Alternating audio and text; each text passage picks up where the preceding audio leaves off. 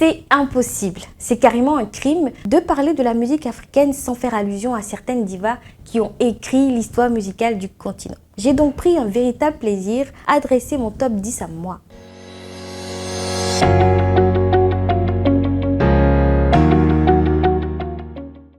Numéro 10, Bébé Manga. C'est une Camerounaise, chanteuse de Makossa. Sa carrière musicale a débuté dans une boîte de nuit à Abidjan et elle est rapidement devenue la musicienne majeure de la décennie 80 au Cameroun et en Afrique. Son meilleur titre pour moi, c'est Amio. À la 9e place, Kumba Gallo. Elle fait partie des rares femmes griottes au Sénégal. Kumba a commencé sa carrière musicale en 90 et est toujours en activité. Son genre musical, c'est le mbalas. Et c'est grâce à son album intitulé Yomale, enregistré avec l'artiste français Patrick Bruel, qu'elle a connu une consécration internationale. Mon 8e coup de cœur, c'est Monique Seka.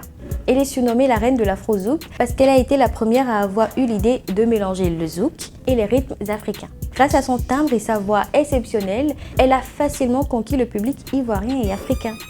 À la 7e place, Aïcha Koné. Cette chanteuse de Mandingo a connu un début difficile dans sa carrière à cause de son orientation religieuse, mais elle a quand même réussi à s'imposer sur la scène musicale africaine. Son meilleur morceau pour moi, morceau qui est d'ailleurs devenu un classique, c'est Baya. Oumou Sangaré et Patience Dabani à la 6e et 5e place. La première est très belle et adulée. À 5 ans, Oumou Sangaré donnait déjà de petits concerts parce qu'elle est née d'une mère chanteuse. À 18 ans, elle a sorti son premier album, Moussoulou, qui a rapidement connu un succès international. Patience Dabani, quant à elle, est connue pour être la mère d'Ali Bongo, l'actuel président gabonais. Elle était institutrice à la base, mais elle a tout abandonné pour se consacrer à la musique. Et elle a bien fait, hein, sa musique me régale. Son meilleur titre pour moi, c'est On vous connaît.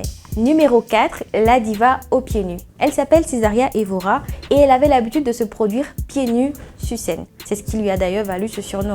Pendant ses 50 années de carrière musicale, elle a réuni tout le peuple africain avec sa voix riche et douce. Elle chante en portugais, en français et a fait la promotion de la musique traditionnelle du Cap-Vert dans le monde entier. Mon numéro 3 est une inspiration pour presque toutes les divas que j'ai déjà citées. C'est Myriam Makeba. C'est une artiste engagée contre l'apartheid en Afrique du Sud. Elle a été contrainte de vivre en exil pendant une trentaine d'années, mais ça ne l'a pas empêchée d'évoluer et de marquer son temps. C'est elle qui chante le morceau légendaire Malaika. Alors, je pense que Bella Bello, deuxième dans mon top 10, n'a pas eu une carrière à la taille de ses potentialités. Avec sa voix rock et son talent exceptionnel, elle a été la première chanteuse à diffuser de la musique togolaise au-delà des frontières. Malheureusement, elle est partie trop tôt, décédée accidentellement le 10 décembre 1973. On ne peut pas parler d'artistes féminines qui ont marqué la musique africaine sans parler d'Angélique Kidjo, on est d'accord. Ce serait un crime contre le patrimoine culturel africain.